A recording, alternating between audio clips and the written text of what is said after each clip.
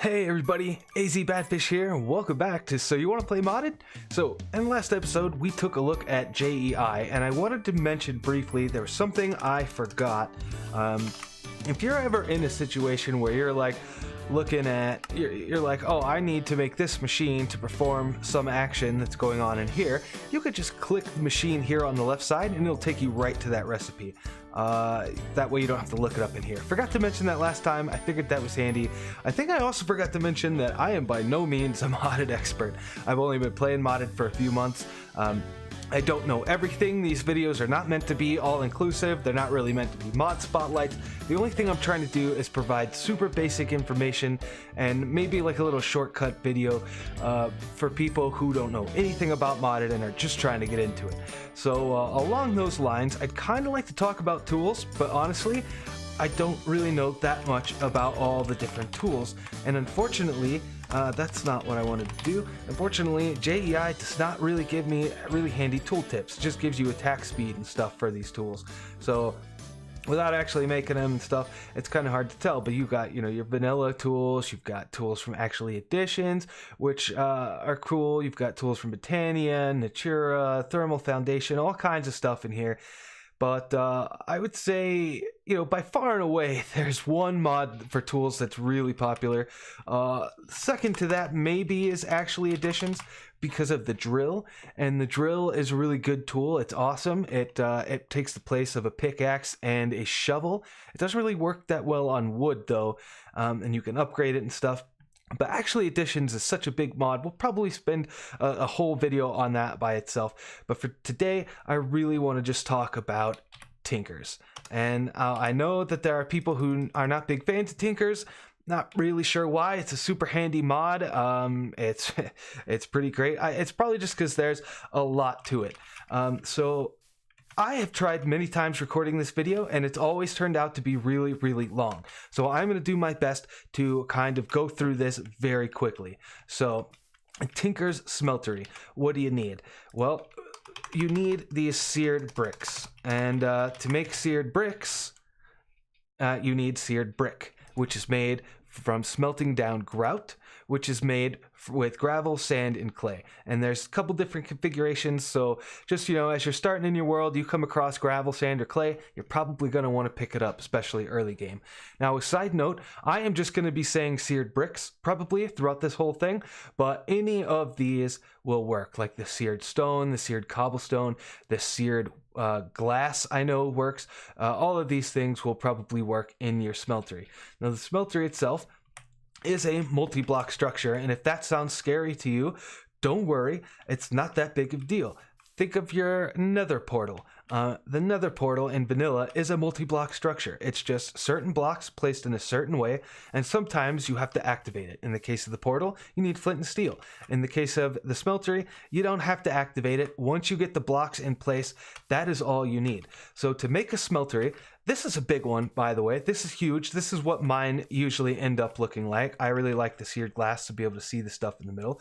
But all you really need for smeltery, the smallest one you can make is a 1x1. And I'll go ahead and place these grass blocks for now just to make it easier for me.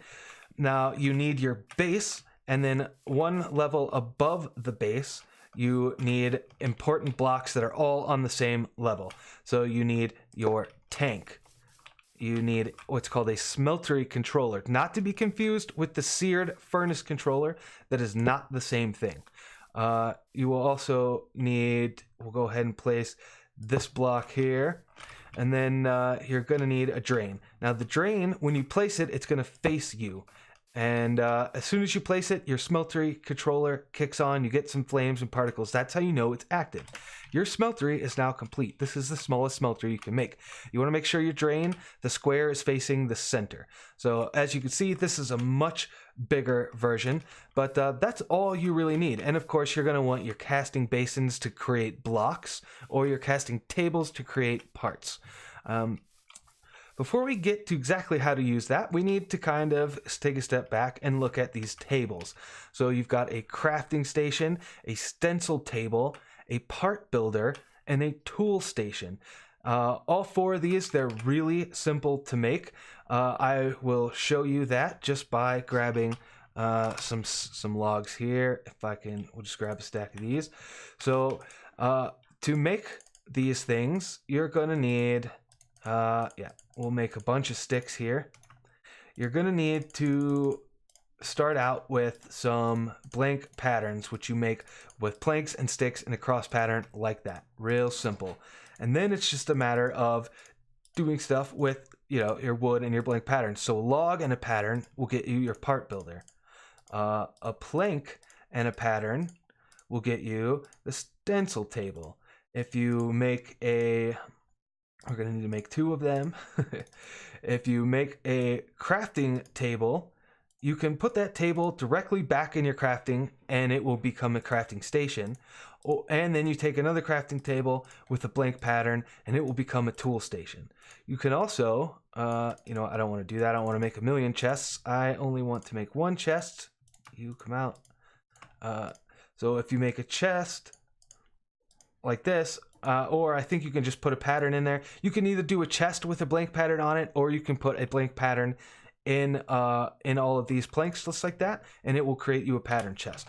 So your pattern chest sits right next to your part builder, and once you've got that done, you can access your patterns from the part builder, which is really handy. So to make the patterns, you've got your stencil table, your extra blank patterns go on it, and then you just click whichever pattern you want. Say I wanted to make an axe head, I can now make an axe head pattern, and I just pull it off the stencil table. Really simple. You put it back in your pattern chest, and now you have access to that pattern from the part builder. And then to make the parts, if we'll grab a stack of cobblestone, so I'll show you real quick. You can say take your pickaxe head, and then you need to put stuff in it, whatever you want to make out of it. Now, you can't use metals here. That's what the smeltery is for. But for stone, yeah, you can just go ahead and put cobblestone and make yourself a stone pickaxe head. You can use this in the tool station if you want to make yourself a stone pick, but the better thing to do is to actually come over here, put it on your casting table so that you can make a cast out of it. Now, what is a cast? A cast is just a mold, and depending on what you use to make the cast, it's either permanent or one-time use. There are 3 things I know of to make casts. You can make them out of clay by just sticking clay blocks in your smeltery and then dumping the liquid, you know, molten clay or whatever down on top of it. That will create a one-time use cast. You can also use what is it? Aluminum brass. I don't know how it's in here. Aluminum. I don't know. Aluminum brass is one for sure. I don't know how to find it. There we go. Aluminum brass. No, not you. Click off of it. Get off. Let go. There we go. I'm trying to go fast because I'm already going quicker. So aluminum brass is an alloy made with 3 parts molten aluminum and 1 part copper will give you 4 parts of aluminum brass, or you can just straight up use gold. Now I've got gold in my smeltery. I've also got iron in my smeltery. As you can see, it tells you how much of each liquid you've got. So I've got 7 blocks and 1 ingot of iron, 2 blocks and 8 ingots of gold. To get that stuff out, like I said, you can use a casting basin to make a block. You want to make sure you click on whichever one you want. So if I want an iron block, I want to click on that so that it's on the bottom. And then I can right click here and it will drain that into the basin. And once the basin gets full, it will change the tooltip to be a percentage of how long it's down to cooling. There we go. We can see it's now like 10% done. And then once that cools, I can just right click that iron block out of there. Pretty sweet. But I want to make a cast, so I'm going to select gold, and I want to dump this over my pickaxe head, just like this. And this is the same thing, only it's going to take a lot less time. Once this is cooled off, that's great. Now I've got a pickaxe cast, so I can right click it off the table, I can right click it back into the table, and I come back into my smeltery controller, which by the way, your fuel is lava, right? So you can take a lava bucket and just right click it straight into the seared tank and it will hold up to 4 buckets. So that's showing you how much fuel you've got left. This is showing you what's actually in the smeltery, and this is your spaces for available things to be smelted.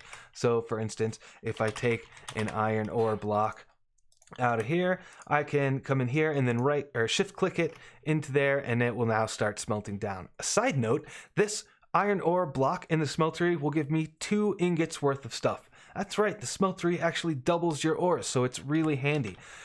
There's other ways to double your ores, and we'll talk about that in another video. But so now let's say I want an iron pickaxe head. Well, I've got my cast in the casting table, so I'll go ahead and click my iron, right click here, and now it's filling up the mold with iron. And once it cools down, I will be able to pull the pickaxe head out of here.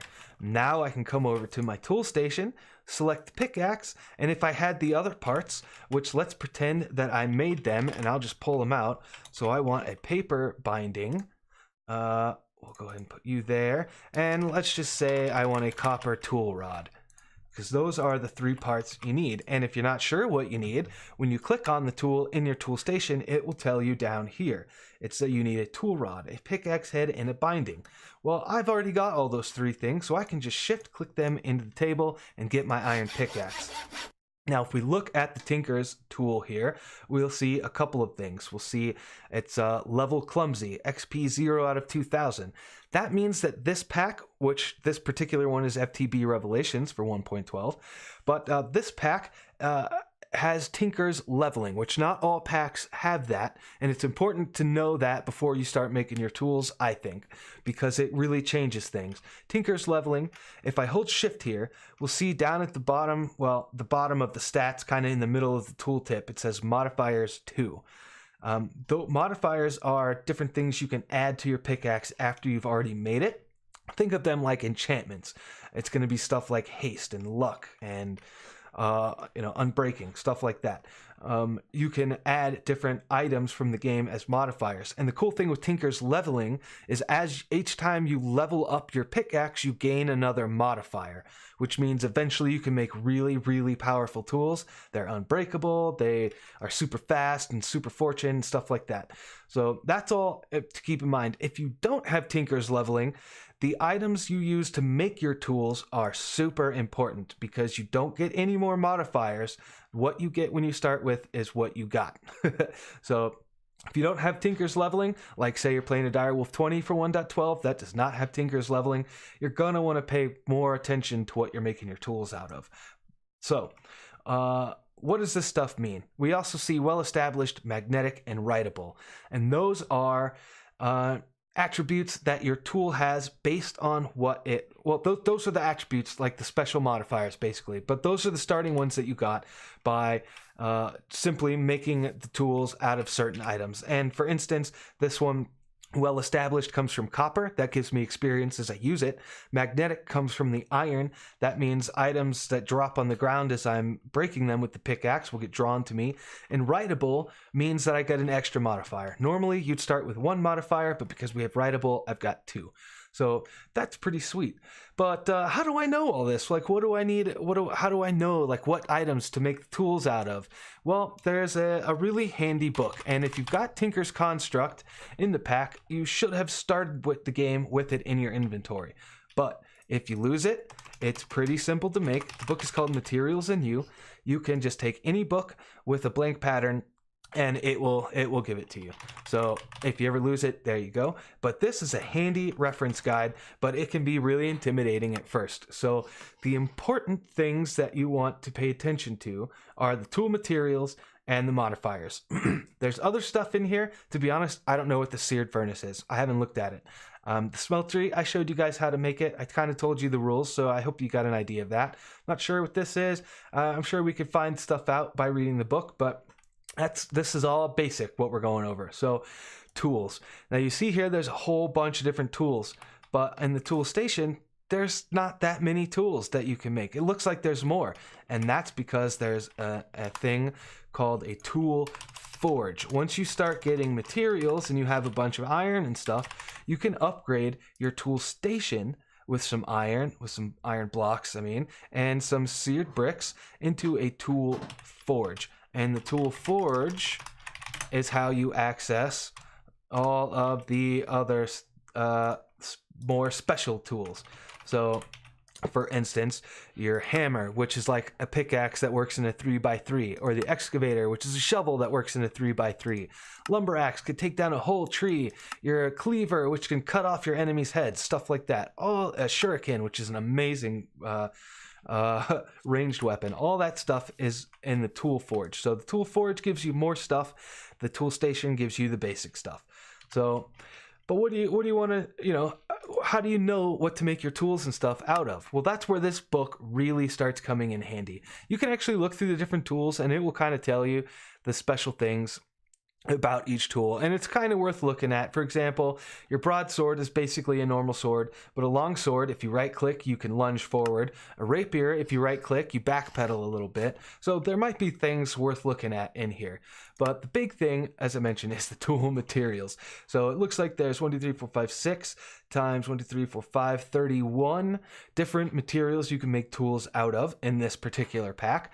And each one has various things. And I mentioned the magnetic from iron, but each item you can make tools out of, depending on which piece of the tool, it might be slightly different. So like the head gives us magnetic 2 if it's out of iron, whereas just magnetic 1 on the handle or the extra, which for a pick would be the binding, right? There are some other tools that have other things like wide guards and stuff like that. But so yeah, there's a lot of different materials you can use to make the tools out of, and it's going to be kind of on you to go through here. But I can tell you things to pay attention to. The bones for the handle, I like bone handles on my weapons and stuff. That that could be something. You need the obsidian head pickaxe to mine out cobalt, and cobalt is really good for most of my standard tools like pickaxes and axes and shovels and stuff, because this is the highest mining speed. It's a mining speed of 12. Also ardite is in there. It's not the greatest thing in the world. Petra armor is pretty cool, I suppose. But really, if you've got Tinker's leveling, I just make my whole tool out of cobalt and then make it added modifiers later. Manulin is an alloy between cobalt and ardite. They mix together. This is a really good weapon head. It's got a really high attack speed. Some other things to keep in mind are these modifiers. What this number means is it's talking about, I believe it's talking about your durability. So it's whatever your durability is, and it's of course, like if we used an ardite handle, we'd subtract 200 from the durability and then multiply the whole thing by 1.4, something like that. So this is pretty cool, right? So this is a good book to kind of look and see, oh yeah, I can get all these things like Manulin. During combat, I deal more and more damage, but consumes more and more durability. So that you might need to think about that. I might need to add more durability to that weapon or something like that.